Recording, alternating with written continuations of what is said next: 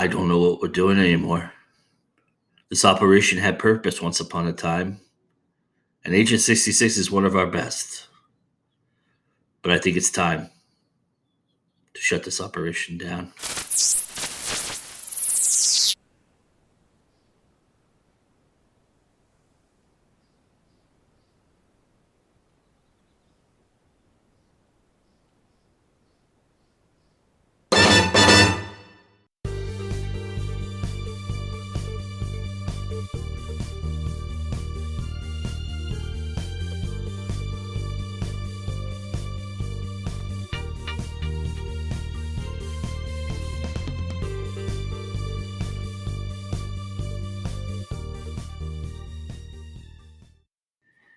Hello, everybody, and welcome to Time to Go Indie Now. I'm your host, Joe Compton. Thank you so much for joining us. I really appreciate it. Welcome to our show. And to start things off this episode, we have something a little bit different. See, right now, in this time period, it is National Poetry Month. And so I thought I would gather some of my poet friends together and we would do a little poetry reading right here on the show. And to kick it all off will be me. I'm going to read you a poem I wrote. Now, we've got some really great poems out there. We're going to have some world premieres, some exclusives. We're going to have some poems written just for this show. We're also going to feature some poetry in some books and collections that you can actually purchase. But everybody who's on this, excluding myself, has a poetry book out there that you can actually go and buy. And I highly recommend that you go check that out. All the links will be available in the description box. So go check all these folks out and enjoy what they're doing.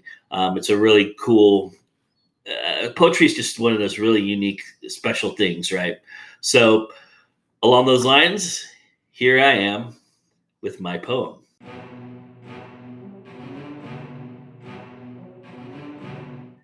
I desire to understand how you wave a wand and have a plan. I hunger to know if there's demand. Will you run or take a stand? You see, with temptation, there's a heavy price to pay. There becomes a moment when you realize you're not alone. And in those moments are how real you become. Let me tell you a secret.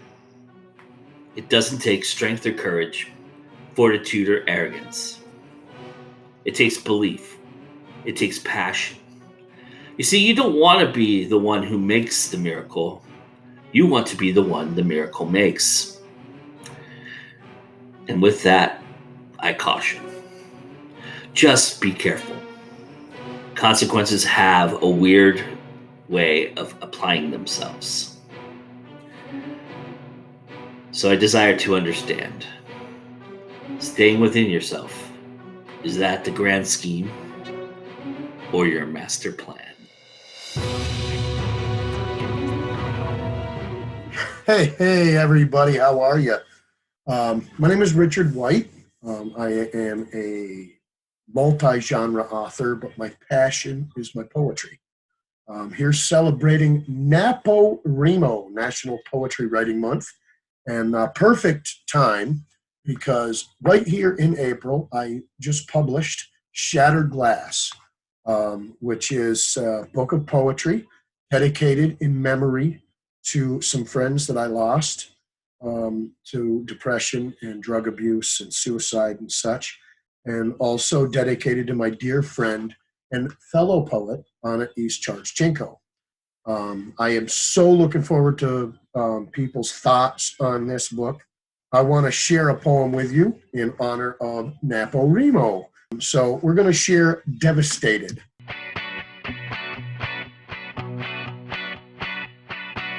I am feeling jaded. I want to be sedated. Another day of being hated. I woke up wanting to be elated. Now my mind is serrated. Another wave of being frustrated. Feelings have been confiscated. I'm devastated. Hatred is elevated, almost like it was calculated. I didn't know the bomb would be detonated. You think I am fabricated? I'm just isolated and illustrated. Maybe a little intoxicated. My mind is evacuated. My heart is barricaded behind a wall, like being incarcerated, like being suffocated. They want me medicated. I won't be manipulated. I know I'm sophisticated, but I am underestimated, sick of being humiliated. I don't like being desecrated. I just want to be appreciated. And that is from Shattered Glass, published this month during NaPoWriMo, National Poetry Writing Month. Global, I guess it has gone global now, but you can get a copy of Shattered Glass via Amazon or on my website, authorrichardwhite.com. Thank you, and have a wonderful, wonderful National Poetry Writing Month for 2019. Hey everyone, my name is Stacy Overby. I'm an author and poet working with Three Furies Press, and I have a poem here to share with you out of my collection, Scatharan. It is a fantasy poetry collection that's being re-released through Three Furies Press in about a month.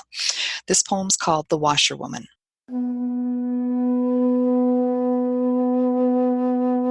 She lived among the fairy folk a time so long ago. A bonny lass, her skin so white, her hair just like a crow. A sweetened smile with winsome eyes, she was a jewel to know. The fair folk loved her charming heart as if she were their own. They held her high and sang her praise, oh how she should have known. The fae will change and time will shift. When all the birds have flown, the washerwoman at the ford, forever she will roam. There came a day when true love's kiss was hers to have and hold. So she then wed this daring man who courted her so bold. But in the night he stole away and left her in the cold. Then full of child and all alone she wept there at the ford, until the fairy folk arrived to strike a different chord. For with the baby's birth that night her lifeblood thus outpoured. The washerwoman at the ford, forever she will roam. All dressed in green, no signs of life, she ever washes on the bloody clothes of battles past, an omen of the dawn. A life will spend, no turning back, the fair folk all have gone. For at her keening, wailing cry, the grief is hard to bear. So on and on she moans and weeps, forever waiting there, to see the one who comes along who will answer her heart's prayer. The washerwoman at the ford, forever she will roam. Thanks a lot for listening, and look forward to chatting with you again.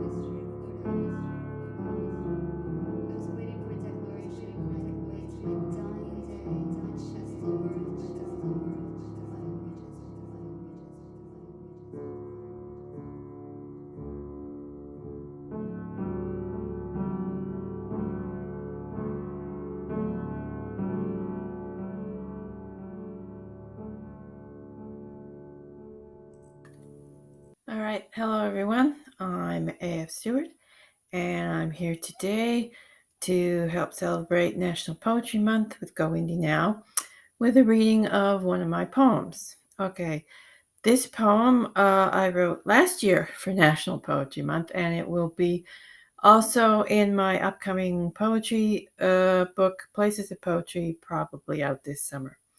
The poem is called Light in the Window.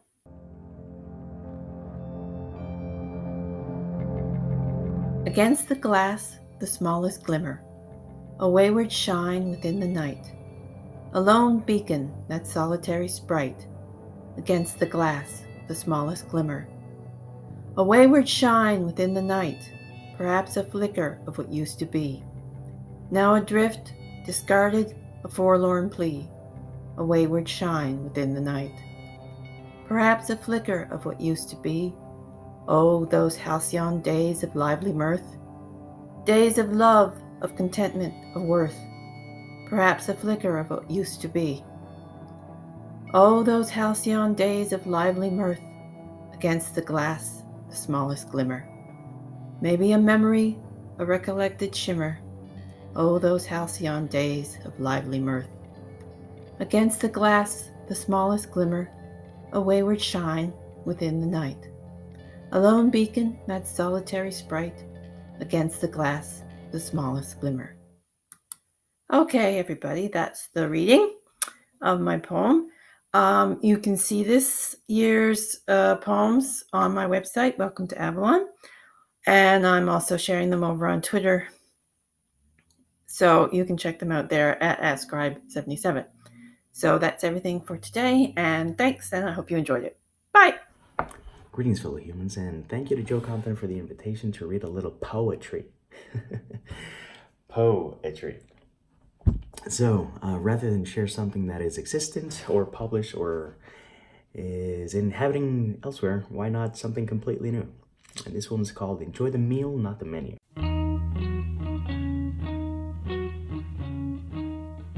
Too often, people treat life like a menu. They look, they ponder, they wonder, they choose and pick and choose, and change their minds and can't decide.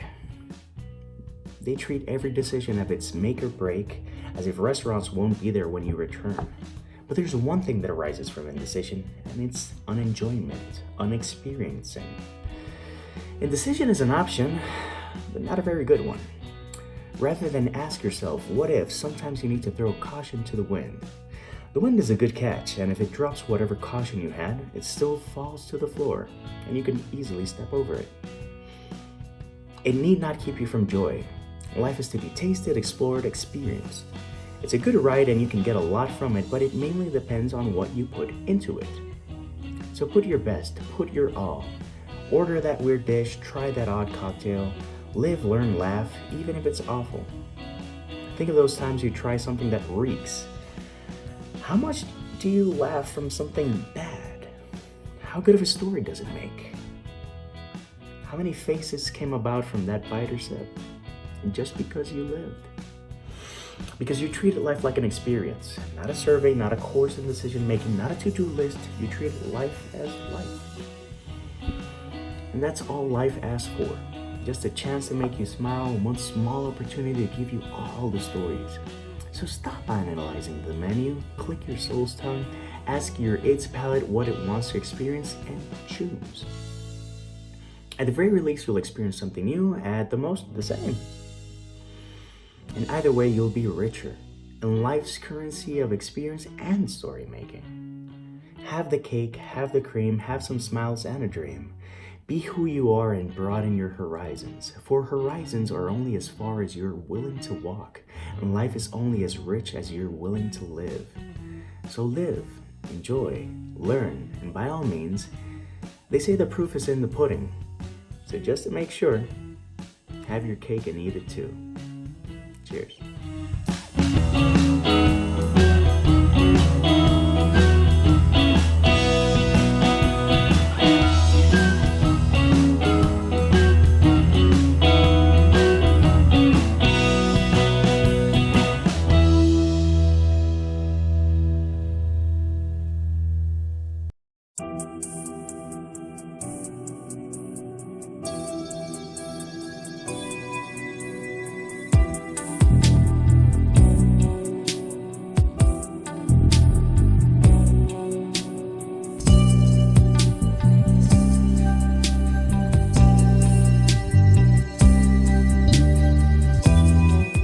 Hello everyone, this is Okubo here at GoIndieNow, and this is my review for the month of April in 2019, and today we're reviewing a movie called Over. It's a short film, it's from the Philippines. It's a film, their logline is a film about moving on with life. It's a working professional's world crashes as he attempts to move on from a breakup. And this film is really, about moving on and what can happen when we can't get past that relationship that we want to get past, right? It was directed by LEMUEL LORCA, and I can't find a decent picture of him because the cast pictures here, when you try to look for them, this film sometimes is not connected to them, but when you look at the film itself, it is the cast member. So I tried to find the pictures that I could. The main cast, Anjo Resurrection, you're gonna find him on IMDb, and Chanel Latorre. They were the two main, the great cast there, and the way they worked there, great chemistry. Yuki Sakamoto and Tracy Kia were also there. But I couldn't find pictures of them that I could confirm that was them from the film. It is a Filipino movie, which means it's in, I think it's Tagalog, mixed in with a little bit of Spanish and English. It does come with English subtitles, and you can find it on YouTube.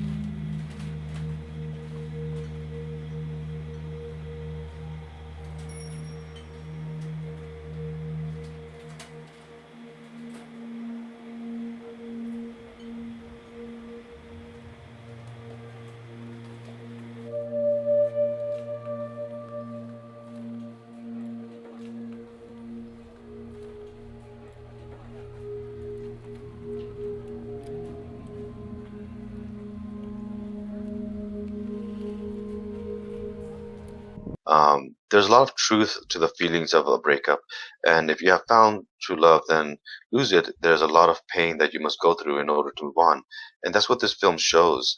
It shows that difficulty of moving on, but there's also a bit of a political thing, because if you've ever noticed, films in other countries tend to be different from films in the U.S., and their views on certain kinds of relationships, while they're acceptable in society, in film they tend to not be acceptable unless they show some kind of negative outcome.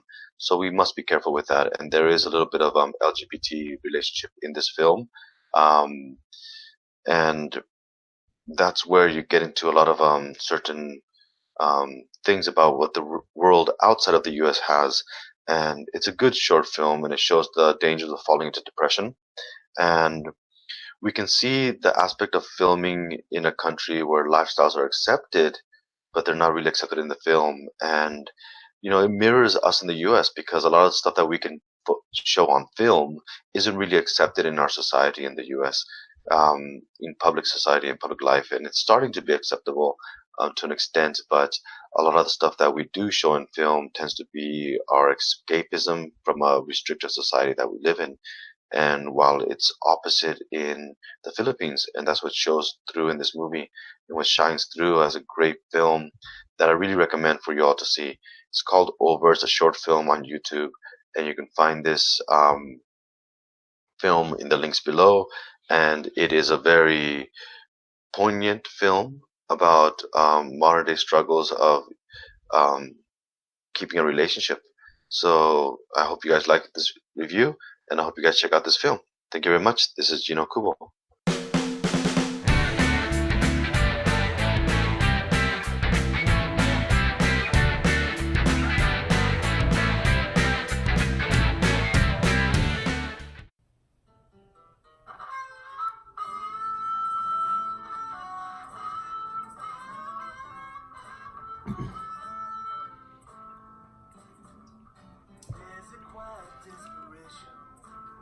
I like throwing curveballs.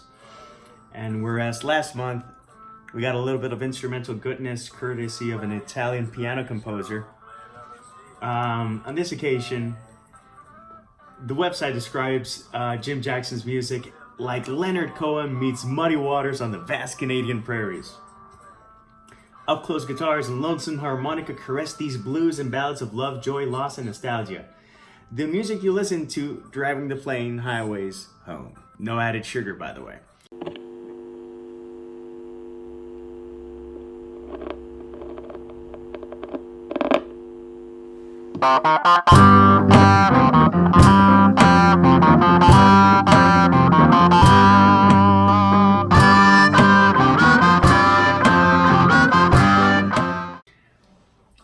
Jim is a character. If you read his books and you see from stuff about Hong Kong noir crime about a cockroach queen to different things, he's always out there. And his music is as genuine as him. He's a curious guy. And the thing is that this album, it's called FLYPAPER MOTEL, goes from this to this.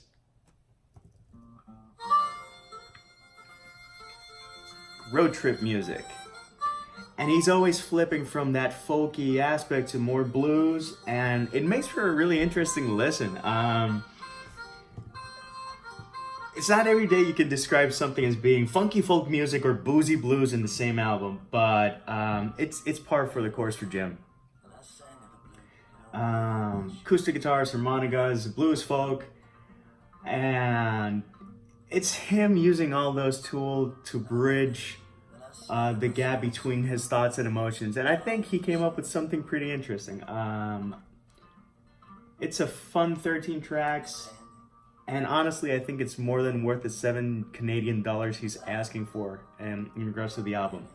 So by all means, here's the link. It's gonna be down below. Go check him out and support him. He's a quirky guy, but a cool guy too. And remember guys, if he can do it, and he can do it his own way, so can you. So it's always time to go indie now.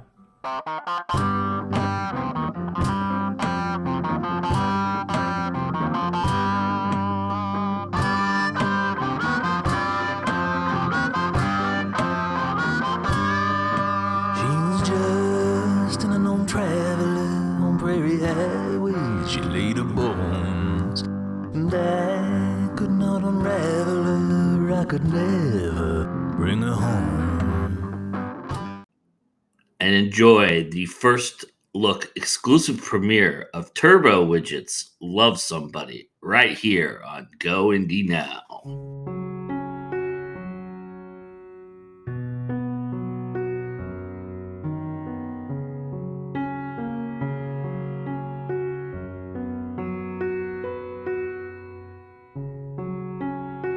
I wanna love somebody. I'm so tired of being lonely. Every day I dream and dream, and I get down on my knees. I wanna love somebody. Yes, and be loved by somebody, but you've not found me.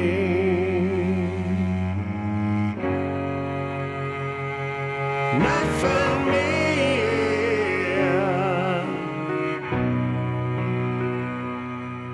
Getting dressed up, But I got nowhere to go. I get hopeful in the morning, but evening's out so low.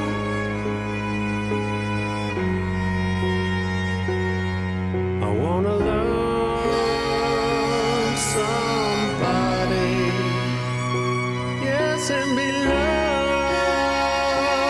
by somebody. I wanna love dance and be loved by somebody that you've not found me.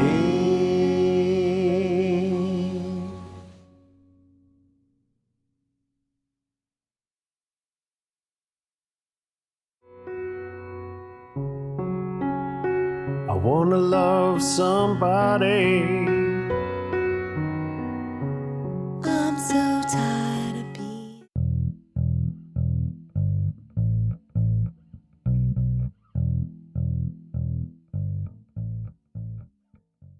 Hello, I'm J.E. Taylor, and I'm here today to read an excerpt from my newest supernatural suspense novel, Homecoming.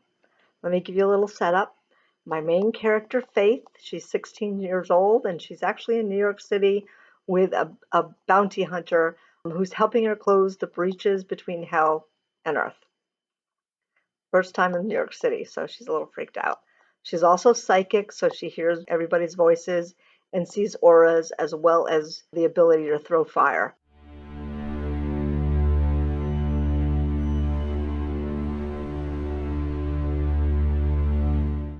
I looked up and my heart leapt into my throat at the sea of people. No wonder I was nearly unable to drown them out of my head.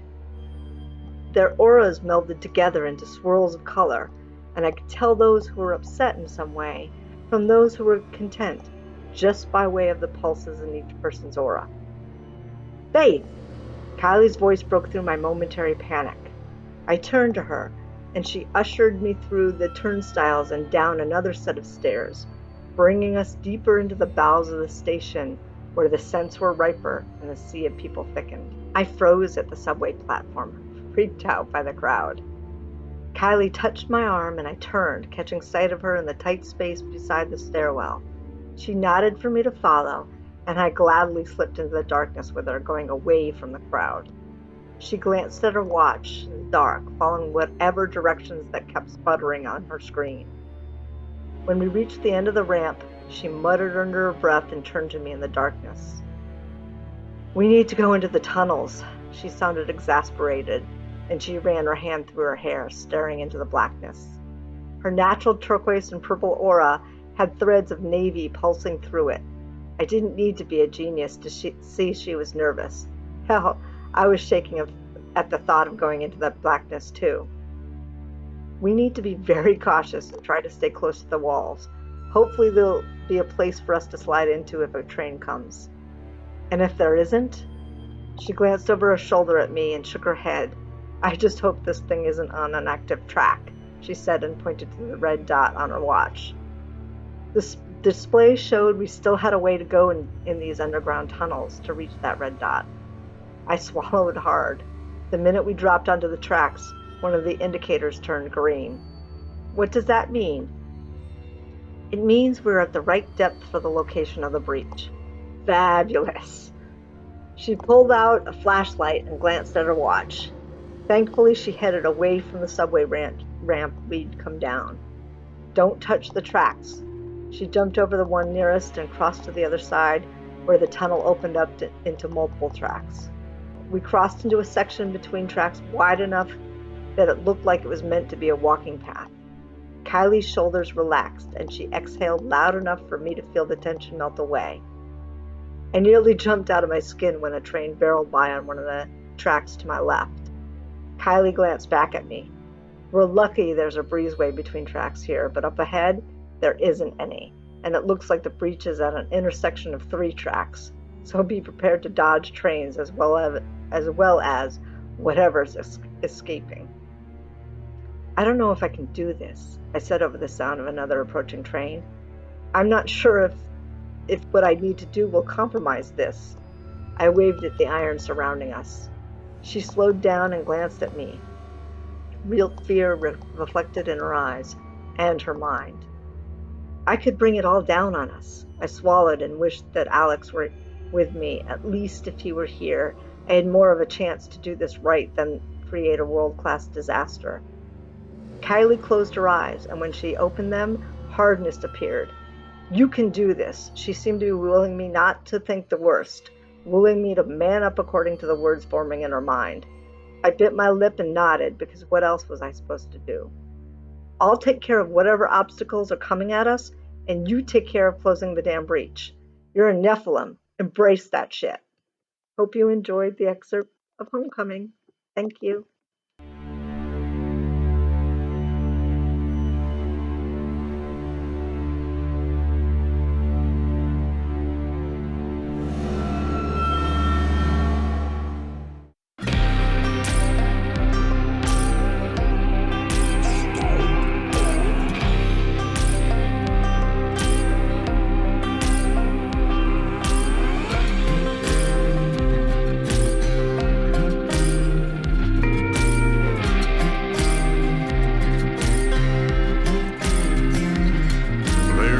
At the hitching post side by side, gravel lot full of four-wheel drives. Bud Light sign says 50-cent wings, throwing darts in the back is where you find me. Stomp on, stomp on, stomp on into my stomping grounds. Come on, let me show you around. Stomp on into my stomping grounds. Stomp on, stomp on, stomp on into my stomping grounds. Come on, let me show you around. Stomp on into my stomping grounds. Let me show you around.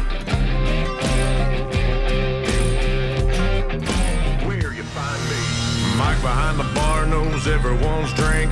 Becky's showing off a brand new ink. My second cousin Kenny plays bass in the band. They're about to go on. Let's find a place to stand. Stomp on, stomp on, stomp on into my stomping grounds. Come on, let me show you around. Stomp on into my stomping grounds. Singing hey, singing hey.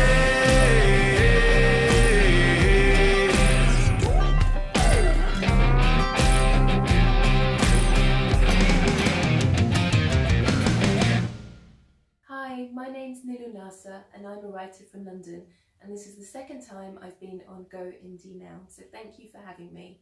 I'm here to talk about my short story, The Dancing Girl, which is over here, and it's a prequel to my novel, All the Tomorrows. Both stories are set in India and they follow the same set of characters.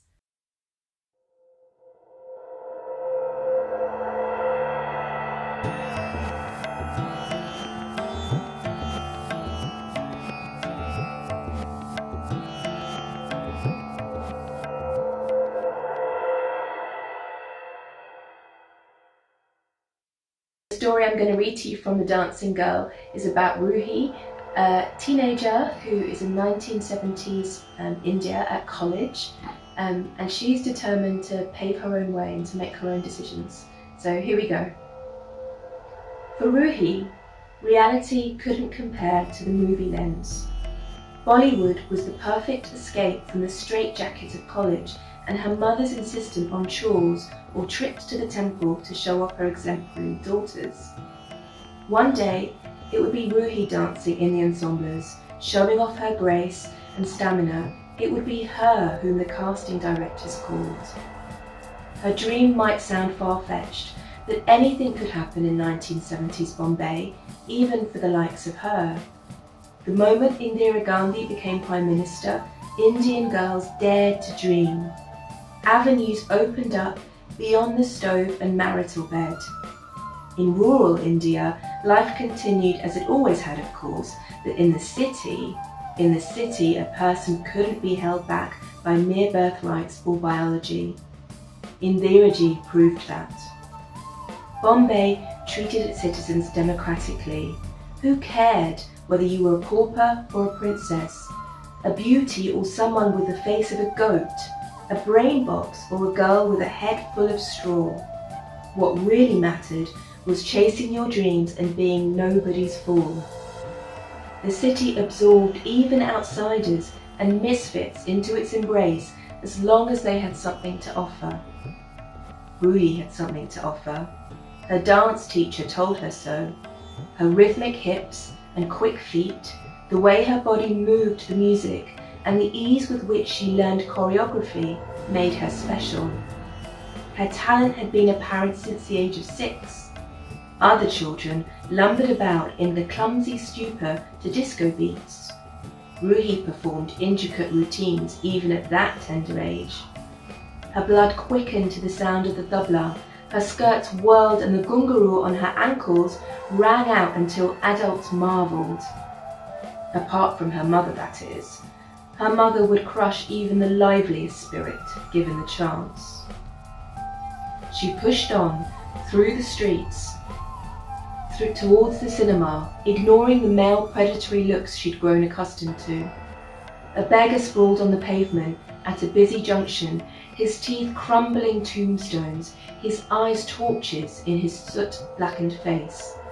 He clutched at her skirt, whispering a suggestion that turned her cheeks red. "Watch your mouth, you stinky pig," said Ruhi, earning the tutting disapproval of a woman in a flamingo pink sari crossing road with her. Bombay, with its swirling dust, murky river and heaving streets, boasted the title of India's richest city, but even here, half the population lived in slums and on the streets. Ruhi would never be that girl. Her internal voice told her so. It also told her not to be anyone's doormat, whatever the cost. Okay, there you go. That's my little section on Ruhi Kapadia from The Dancing Girl. And I hope you enjoyed it. If you did, you can buy it at the usual retailers, or at the moment it's an incentive to join my reader list. So you can find me at www.nillunasser.com. And thank you for watching.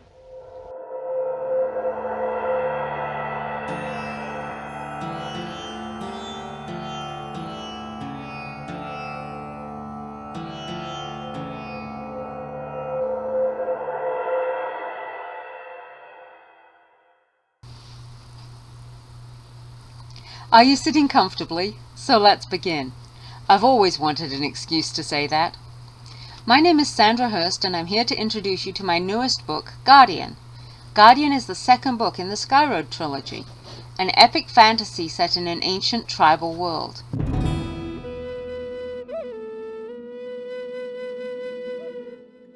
We arrive in this world at the end of a horrific battle. One of the warriors is mortally wounded, and the only hope of saving him is for the young shaman, Sian, to use the Lifebinder crystal. But the crystal's powers are double-edged. What will the cost be for saving Pate's life? "Are you sure about this, Yakita of Esquialt?" she asked. Her voice wasn't really hers, though, and my skin crawled at the strange mix of young woman and ancient alien power. Every part of me wanted to say no, wanted to run, to shove my fingers in my ears so tightly that I couldn't hear anything. No friend moaning in pain. No hatchling talking with triple-voiced doom in her words. Nothing but my own heart beating out of my chest. But I didn't. I'm not sure why or how, I just didn't. Instead, I nodded. I don't think I could have spoken if my own life had depended on it. Maybe in some way at that moment it did.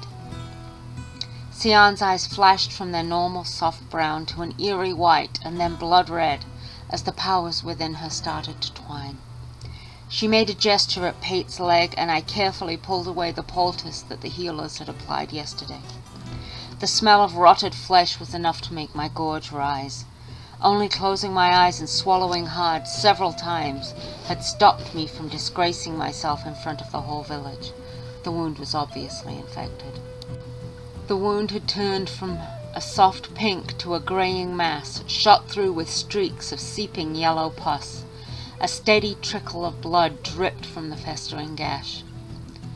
"Blood," Sian intoned in that voice that was not her voice. "Power requires blood, requires life. The people have always known this. Who offers their blood for the life of this warrior?" "I do," I said weakly, not quite sure who or what I was talking to. "I am the guardian of Esquialt. I offer." Sian nodded and looked up at Laban. Silently he passed her the ceremonial dagger. Those eyes focused on me, changing colors and the absolute lack of anything I could call Sian, making me afraid. She grabbed my arm, the strength of a mountain in her grip, and held my hand over Pate's exposed leg. The knife flashed, striking so quickly that I didn't feel the wound. Blood flowed down my hand from where Sian had sliced my palm and dripped into the festering, crushed thing that had once been Pate's thigh. The life binder crystal flashed from white to red as she forced it into my bleeding hand.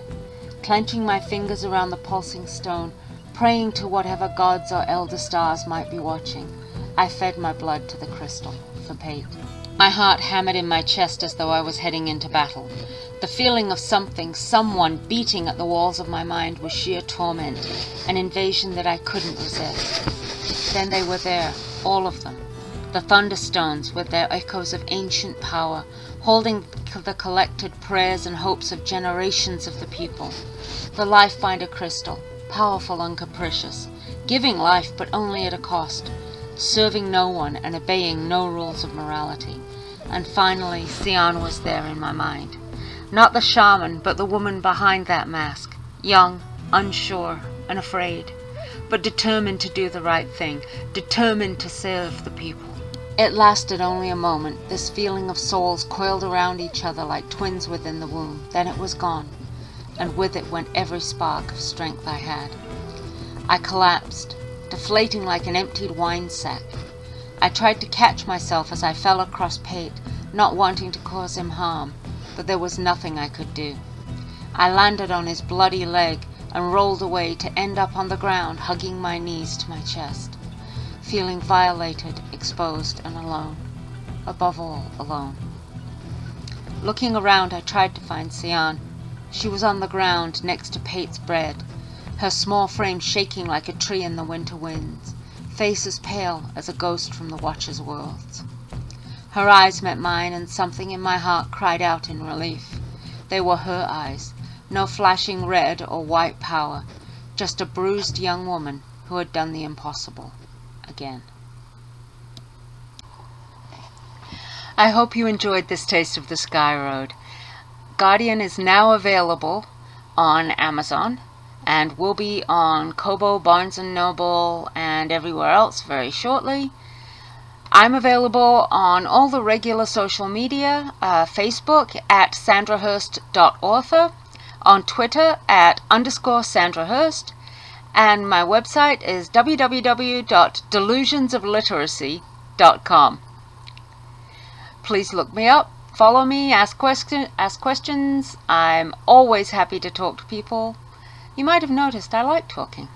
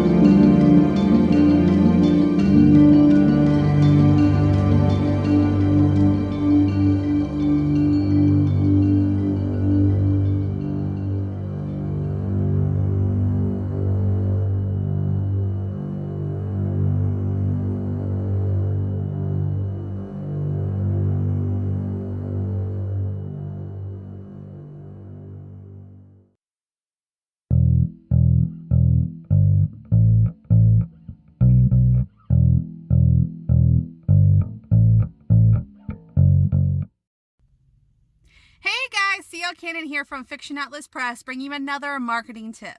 And today I want to talk to you about your social media profiles, and more specifically, I want to talk to you about your About Me section, because I see lots and lots of authors not filling out your introduction or your About Me section. You're not utilizing this very important part of your profile on social media.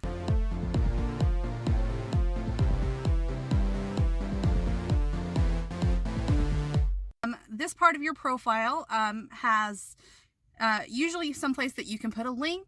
On Facebook, you have places where you can link your Facebook author page, and you can also put your website, things like that. At the top of mine, I like to put that I'm an author, of course, that I'm a book lover, some of the other many hats I wear, like editor and marketer, publicist, things like that, I put in there. A lot of times, according on the profile, I will put it as a hashtag. Like on Instagram, I'm hashtag author, hashtag editor, hashtag whatever else about me. Whatever is personal to you, you need to hashtag it so people can easily find it. Now, on Instagram, you also have a section where you can put your name, but you can also put like a separator. So put you a separator beside of your name, and then right beside that you want to put that you're an author. I put author and blogger on mine, but that actually really helps when people search for authors or bloggers.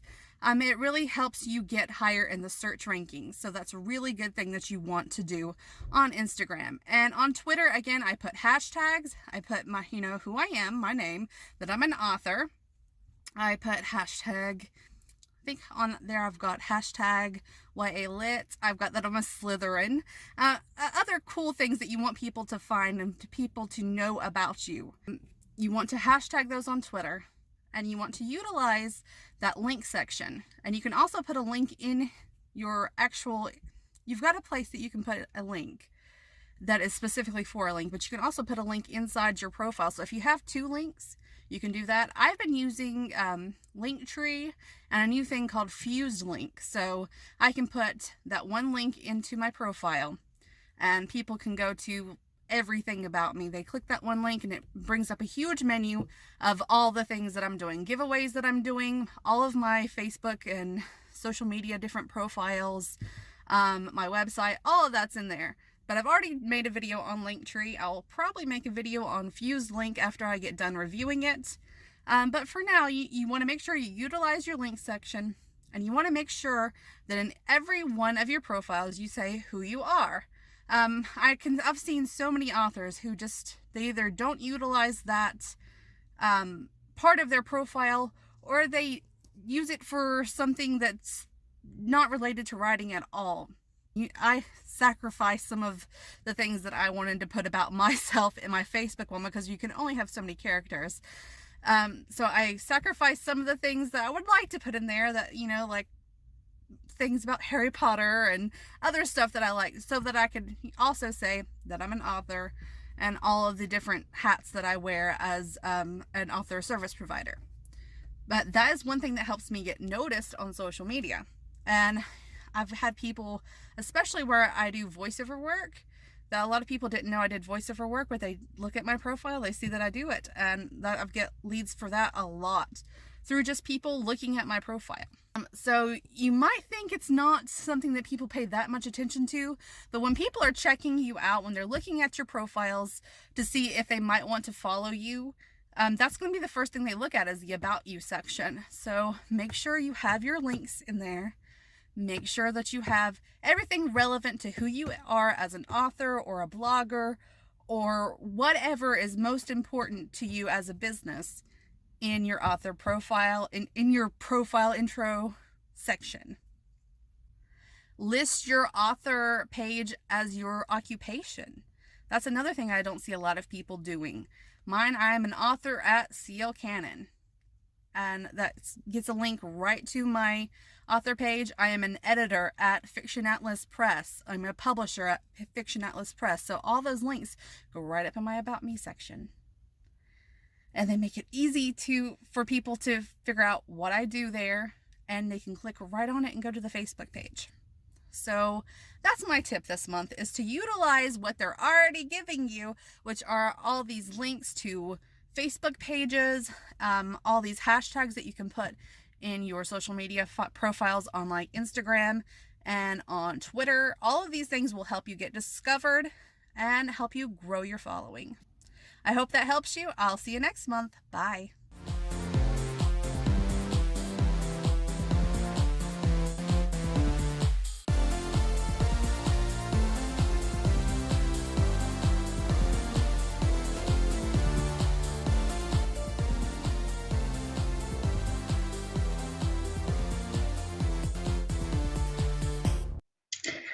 Hello and welcome. My name is Julia and I'm here with your month's indie book review. So This month, I reviewed A Weapon of Magical Destruction by Katie Salidas. This book is an Agents of Asset book and is the start of the series.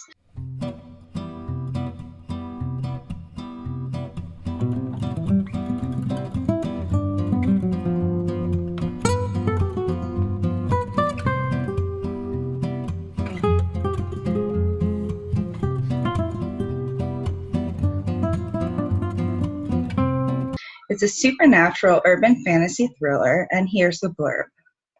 Magic is no longer a game. It's real, deadly, and inescapable. Sage Sinrig knows her way around a pair of 20-sided dice and has forgotten more spells than you'll ever know. But when her mother is killed by a weapon of magical destruction, or WMD, fantasy merges into a strange new reality. Her birthmark morphs into the Tree of Life, and the truth about Sage's lineage comes crashing down around her. Her boss goes full troll, warts and all. Vampires start hitting on her, and shadow hunters stalk her in the darkness. Just when Sage thinks things can't get any weirder, a supernatural pickup artist calling himself an asset agent tries to kill her. Bearing the mark of the Tree of Life places a huge target on Sage's head. With the weapon that killed her mother still at large, and strange fairy-like creatures popping up all around her, figuring out who to trust is priority number one. Only then can Sage find the key to neutralizing the WMD before its deadly power is unleashed again. So let's jump into the review. Sage is mourning the loss of her mother, her own personal superhero. But her mother was keeping secrets from her, big, life-changing secrets. Sage is not who she thinks she is, as she finds out just what the mark on her wrist means. It's not the simple birthmark she always assumed it was, and that means there's a whole new world straight out of her fantasies out there, and she's in danger.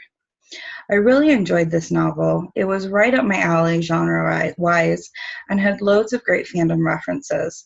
The protagonist was very human in the way she experienced emotions and dealt with situations. She was strong, and not just because she had to learn to fight back in dangerous situations. In fact, she was flawed. But that didn't detract from her in any way. She was just the kind of character I like to root for. And she wasn't a stereotypical character who is a strong female protagonist, which I love.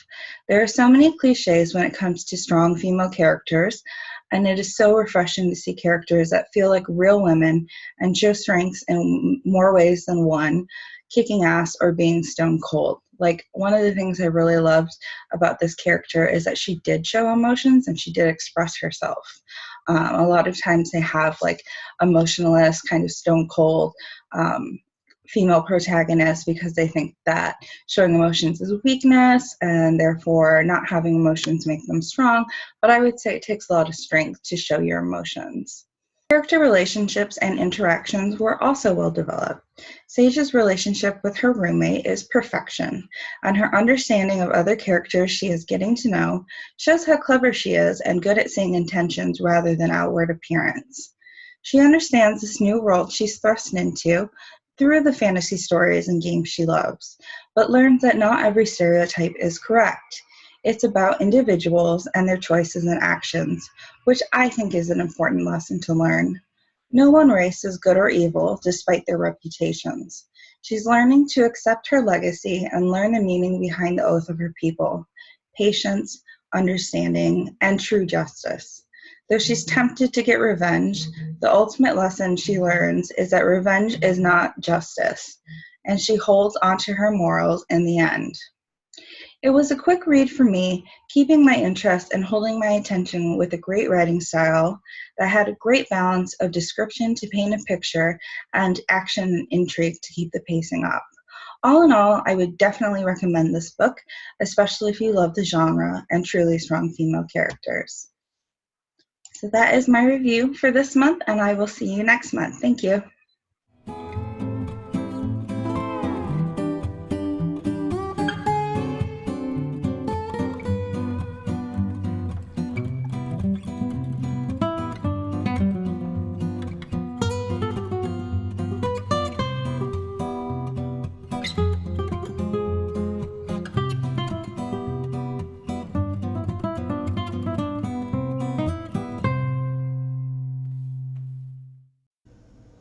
Hi Dark Realmers.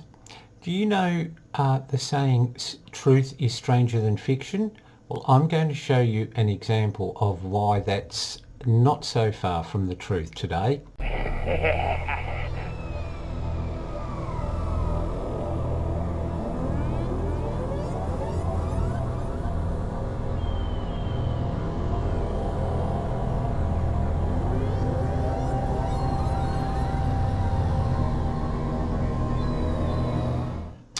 Okay, I want you to picture this scenario. It's the Middle Ages, or maybe even a bit earlier in history, and you're walking along and you see someone who's writhing on the ground. They have huge blisters on them, elongated eye teeth. They're very, very pale. Now, would you think, A, this person has a serious medical condition and needs my immediate help, or B, this person is a vampire and must be killed and I must race and find a priest or someone else to help me? Well, if you said B, you wouldn't be far wrong, okay? But how would you feel if you had the knowledge that this person was actually suffering a real medical condition? Well, that's what I'm talking about today, Dark Realmers. There is a whole range of genetic and medical illnesses that we've discovered are stranger than anything that a fiction writer could make up. Now, when you think about medicine back in the Middle Ages or beyond, it was pretty primitive. You know, bloodletting was considered the way to cure most illnesses. Now, that went for everything from rheumatism through to the common cold. Setting bones was well known, and that was a technique, but it was often poorly done, leaving the person with a limp for life or an arm that didn't quite work properly. So you can imagine how a strange disease that people weren't aware of would have had superstitious connotations. And I'm talking about not classic vampirism, but a disease that mimics vampirism and may have led in some ways to the myth of the vampire, or certainly helped contribute to the general consensus that vampires were real and did exist. Now, this disease is called porphyria.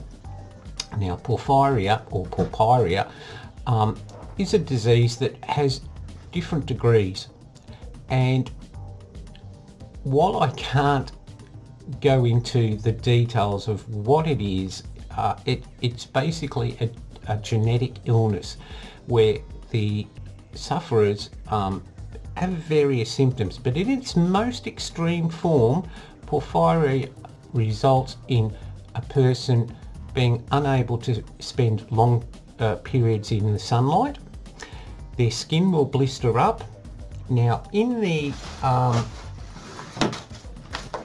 chronic phase, or the chronic version of the disease, it's called chronic erythropoietic porphyria, or otherwise known as Gunther's disease, and it involves the sufferer suffering from brown teeth, anemia, and due to the anemia, these people can, well, maybe not so much drink blood, but have an overwhelming need for the iron in blood, but they're quite often pictured or seen eating raw meat.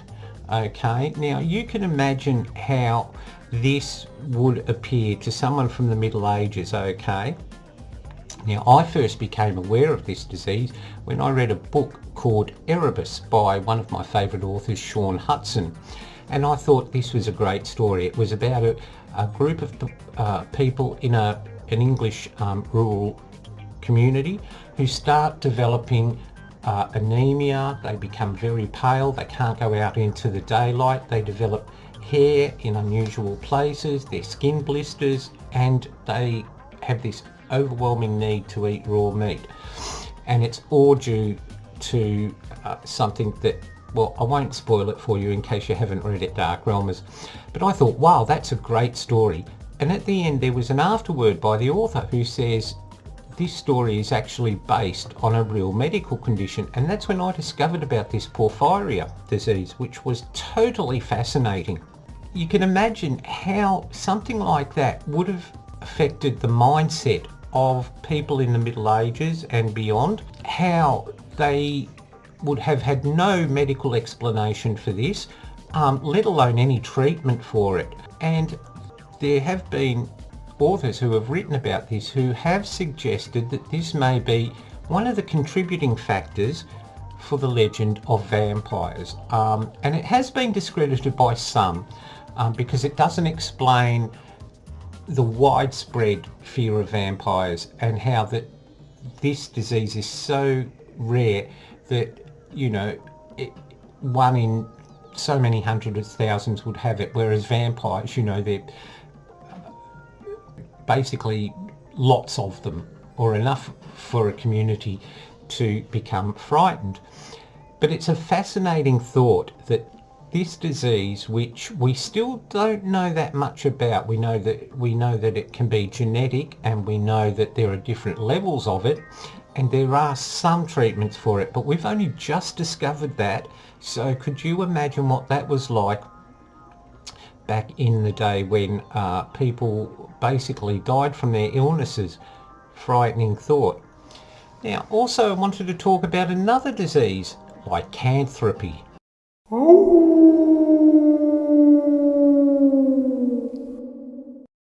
Okay, now for those not familiar with the word, lycanthropy refers to werewolves, or the changing of human into animal form. Okay, and you may think, yes,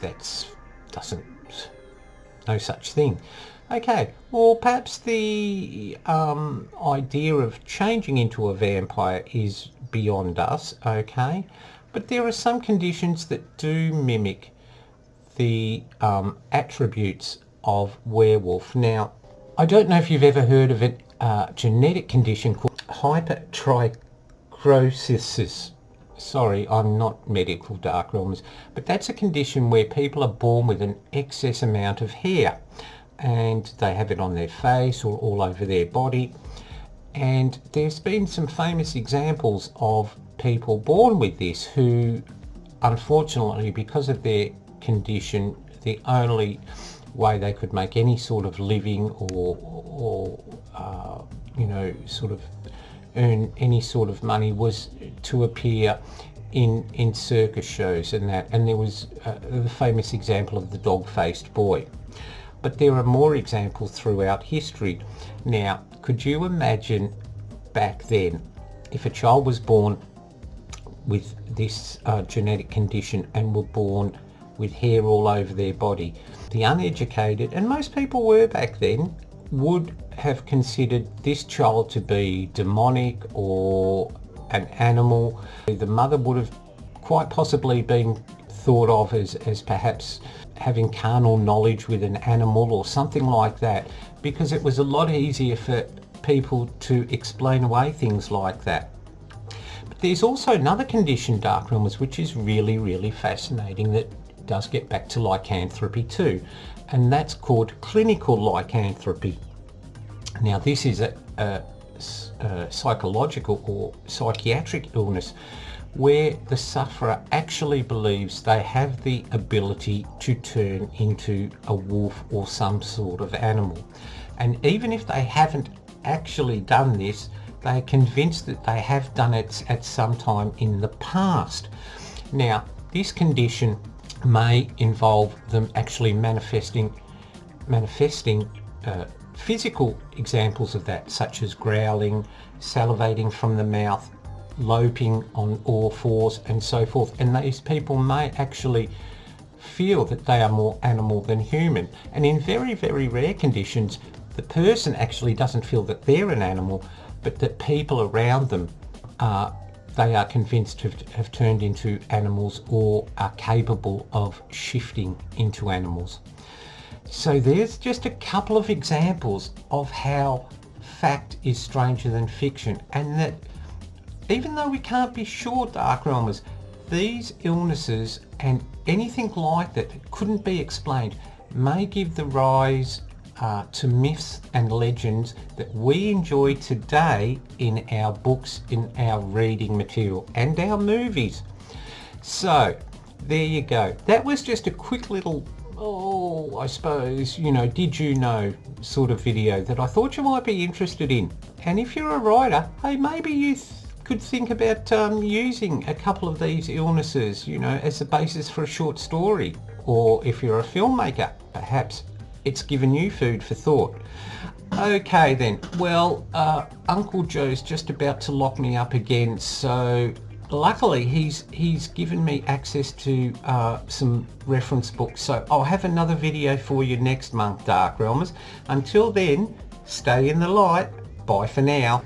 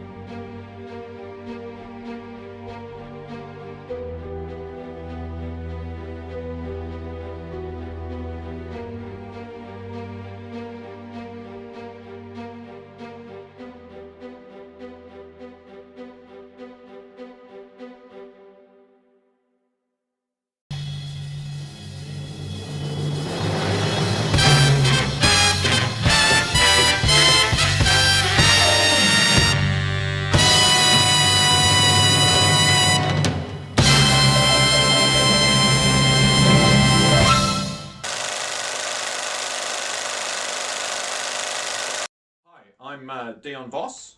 Hi, and I'm Zev HOWLEY, and we're both indie filmmakers from Melbourne, and we're going to talk a little bit about our projects and what we're up to at the moment. Okay, DION, can you tell us about your latest feature film, The Last Supper of the Damned? Yes, The Last Supper of the Damned is a low-budget crime drama. It was shot roughly in 2016, and it was directed and edited by Zev HOWLEY.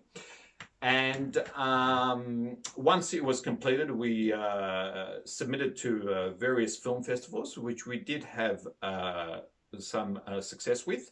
And one of the major awards we did win was at the Californian Film Awards Festival. We won the Orson Welles Award for Best Narrative Film for 2016, which we were quite excited and honoured to win. And the festival itself has been going now for about 8 to 9 years. So that was a very exciting award to win. And we also had some success in various other film festivals, for example, like the Genre Celebration Festival. We were nominated for Best Film, also Los Angeles Synth Fest, semi-finalists, Frostbite, once again semi-finalists and so forth.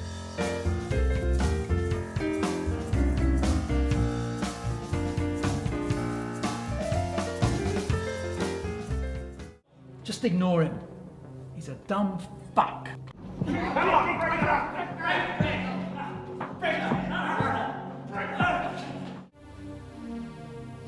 Hope is about all we've got. Are you taking a mickey? Suppose so. You fucking imbecile. We're humans too. Just because we rid the streets of scum doesn't make us scum too now, does it? Fuck. It's like trying to have a conversation with a brick wall, only dumber. Riches and bitches. That's all you care Let's about. get it on, man. I loved Joan. I have to do this. Hopefully this works out. Oh, come on. Get it together. Take it easy. It'll be all right. So how long did you want to book for? I'm going away tomorrow. And I'm going away forever.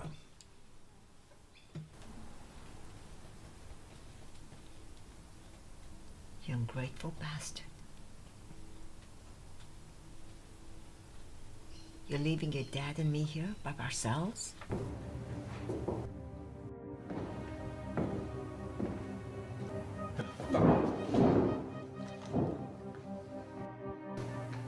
elite private bodyguards.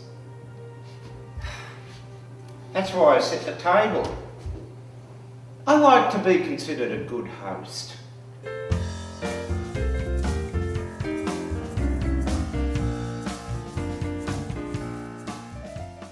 Can you tell us a little bit about Supper of the Dan, like a quick synopsis of what it's about? Right, it's about four perennial losers who are looking for a quick way out of their current lives, which aren't going terribly well. A lot of them are ex-crims, they're broke and so forth. So they're looking for this one, to commit this one last crime, so that way they can somewhat escape their current lives. So yeah, that's pretty much what it's about. Okay. And is there any advice based on your experience you can talk about, give some advice for other indie filmmakers? Well, the way I work is when I do write a screenplay, I sort of write it with keeping in mind that it's very difficult out there to obviously achieve funding for a feature film. So I often write it whereby I can actually shoot it myself. So whatever I write, I can realistically shoot on a low budget. So that's pretty much, yeah, how I operate. Oh, great. And you've been also working on some other projects, other film projects. Can you tell us a little bit about that? Yes, I wrote a screenplay, Names After Tombstones, last year, and I submitted that to festivals, and that did quite well also. It won Best Screenplay in 2018 at the Genre Celebration Festival. Also did win a Diamond Award at the Californian Film Awards, also for Best Screenplay. So yeah, and also currently I'm working on another low-budget crime drama known as Company of the Departed. That's right, yeah, Company yeah. of the Departed. Yeah. Sorry, escaped me there for a moment. Company of the Departed, and yeah, and hopefully I plan to shoot that sometime mid this year. So yeah, keep a lookout for that.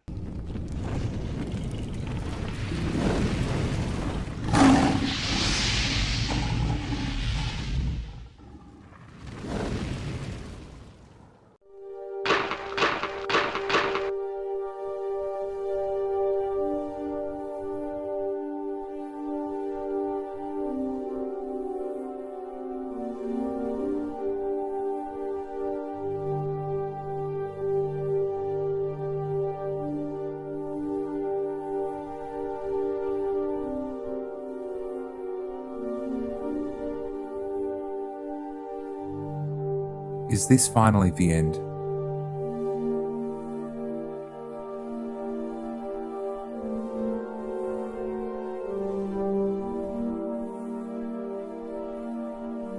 Does it all end here?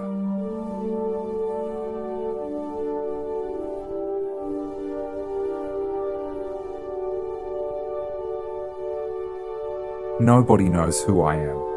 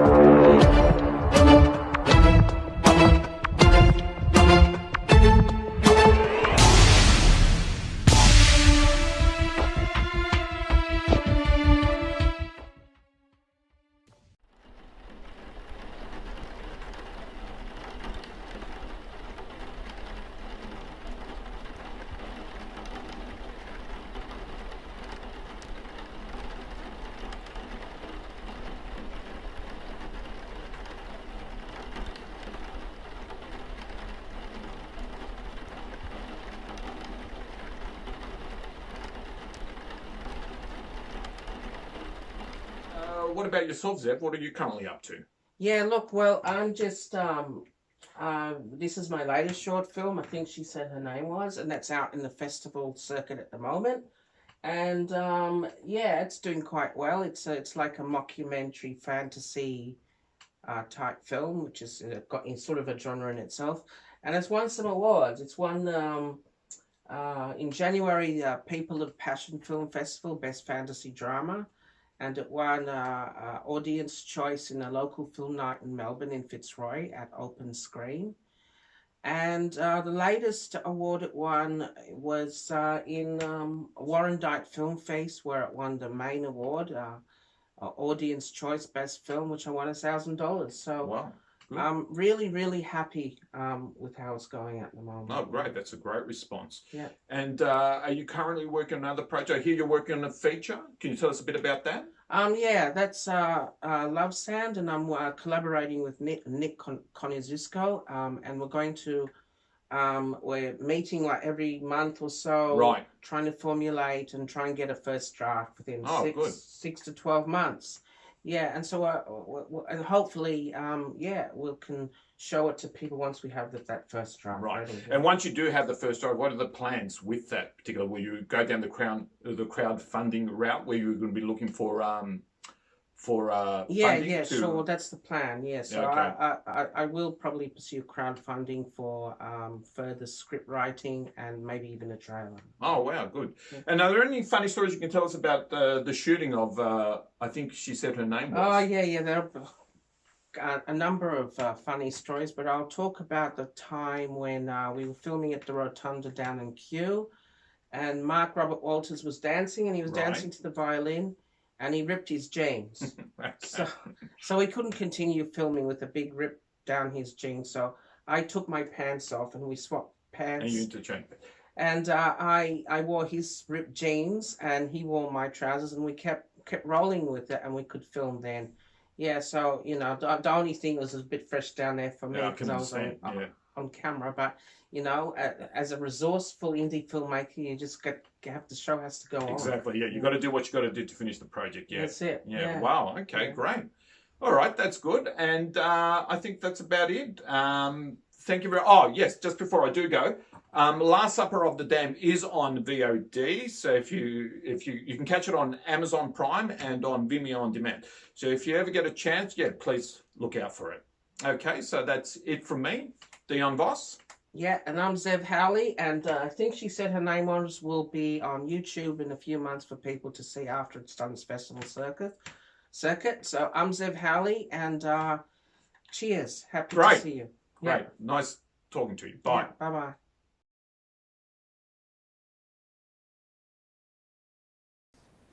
Well, there's our show, everybody. Thank you so much for joining us. I really do appreciate it. And if you like what you saw, please do hit the like button there down below. And also, please check out all these artists that we've featured on this show.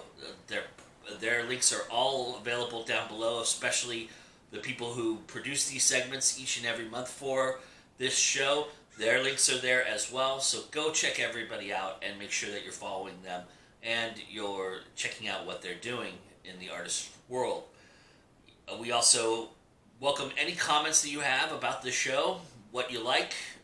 If you have questions for any of our segment producers, if you have questions for any of the artists, if you want to know more about an artist and wanted some more information, please let us know in the comments below. We'd love to interact with you there. We have no problem with doing so. And also, if this is your first time watching our show, or you're getting a feel for what GoIndieNow is with this show, please, if you enjoy us, subscribe. We would really appreciate that. We welcome you to our family. We have so much content that we're putting out there, and we're not just putting it out here on YouTube, but we're putting it out there on Facebook, Instagram, all the places that we can. Soon enough, we'll be over on Twitch doing some things as well. But here at YouTube, we do a majority of what we do. So, there will be a lot of things that you can get from us here, right here on GoIndieNow's network. So I appreciate if you subscribe and hang out with us and become part of our family. We would really love that. All right, everybody. With that, it's always time to GoIndieNow, and we'll see you again soon. Take care. Bye.